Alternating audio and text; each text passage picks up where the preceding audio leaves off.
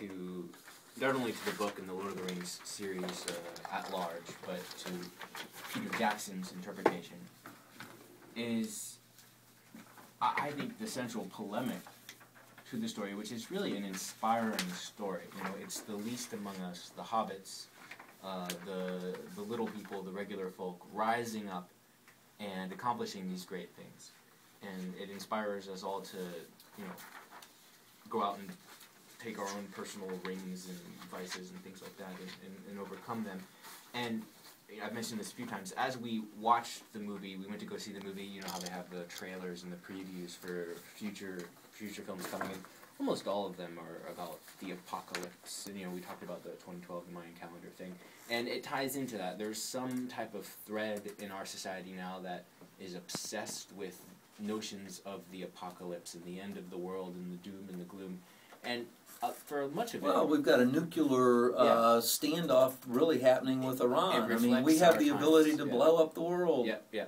And the Hobbit, I think, the Lord of the Rings in general, especially as interpreted by Peter Jackson, it gives us inspiration to look kind of beyond that, to go back into a time where, you know, they faced, in the created world by J.R.R. Tolkien, they faced immense struggles, but, you know, the people were I mean, we need rousing tales like that inspire us and capture our imaginations and show us terrible evil and things like that, but also beauty. And the detail and the richness of the world that Tolkien created is also part of that allure. Is that, you know, it's like reading history. It has all the details. Why should we read fiction as opposed to history? What's the purpose of fiction? I thought about that too. You know, if I took everything I learned about Lord of the Rings and the Star Wars and Star Trek and all these fantasy multiverses that I'm, you know, versed in, and transferred that to actual history, you know, think of all the stuff I could accomplish. Well, you know, fantasy, things that capture our imagination and inspire it, not only does this connect to the real world, it makes our life more interesting. You know, I think it's extremely important to invest in the arts and things that make our life rich. And, you know, I wouldn't want to live a life kind of devoid of those things. And, you know, in the case of, not necessarily Lord of the Rings, but Star Trek and science fiction, I mean, this is the cultures that have strong traditions of storytelling and fantasy.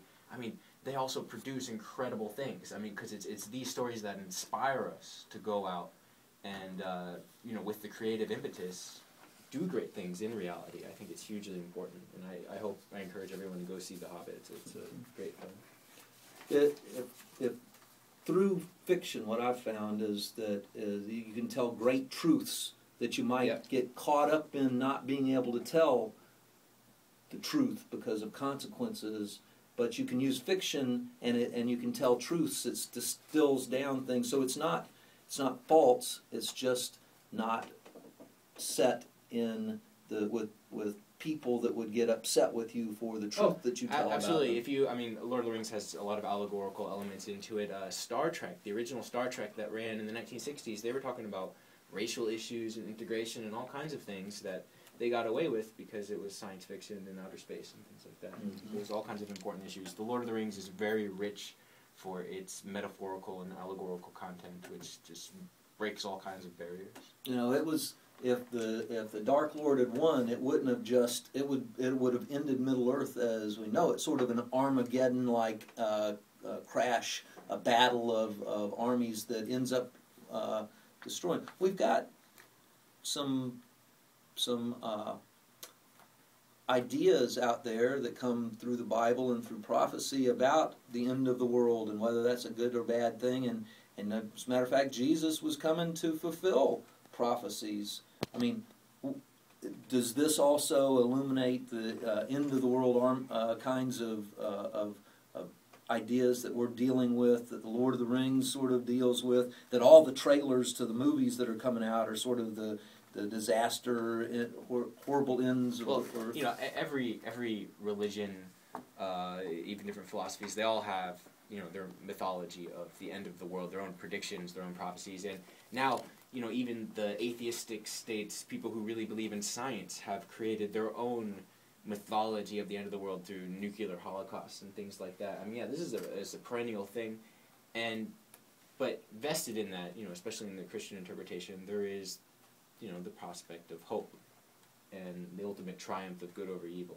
And you know, I think the important part, though, is, in my interpretation of the Bible, is such that you don't look towards the end of the world as a measure by which to live your own life. I mean, really, it's not the most important thing to ponder about, but it's interesting to look at and see how other people react to that knowledge and you know, make their own decisions based around it. Well, I did find that my information about our new sponsor, Sean and Company. Well, Merry Christmas to y'all, and go get dolled up for the holidays at Sean's